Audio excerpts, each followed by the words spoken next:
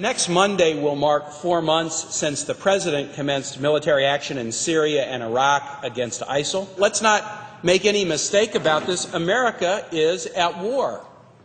The number of air and ground troops deployed is steadily creeping upwards every day.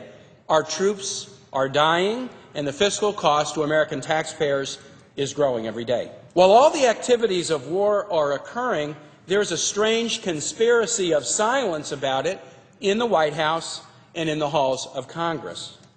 The President has not offered any proposed authorization for the war, despite his suggestions that one is needed. Congress has not debated on, taken committee action on, or voted on the ongoing war. The House is contemplating adjourning for the holidays on December 11 without saying anything about an ongoing war.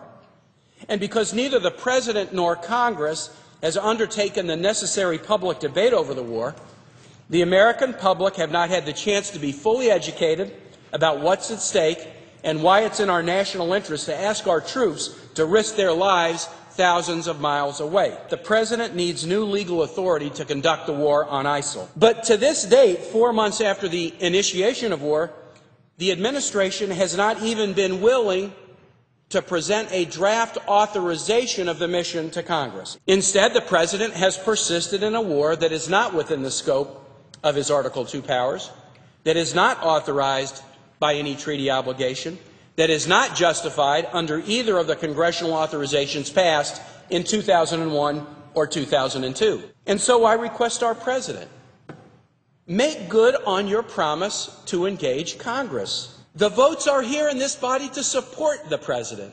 I am a supporter of the need for military action against ISIL, and I know that is a position held by a strong majority of the Senate, a strong majority of the House, and to my congressional colleagues, I have a similar request.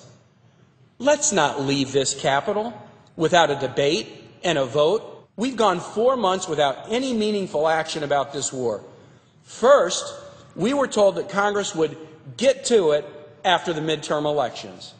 And so we recessed for 7 weeks in the middle of a war, and now many are saying that we need to delay until after New Year, giving this President, giving any President, a green light to wage unilateral war for 5 or 6 months without any meaningful debate or authorization would be deeply destructive of the legitimacy of the legislative branch of our government. It would be deeply disrespectful of our citizens, and it would be especially disrespectful of the troops who are risking their lives every day while we do nothing. There has not been a declaration of war by the Congress since 1942. We are very good here in Congress about not making decisions and then criticizing the executive for what they do.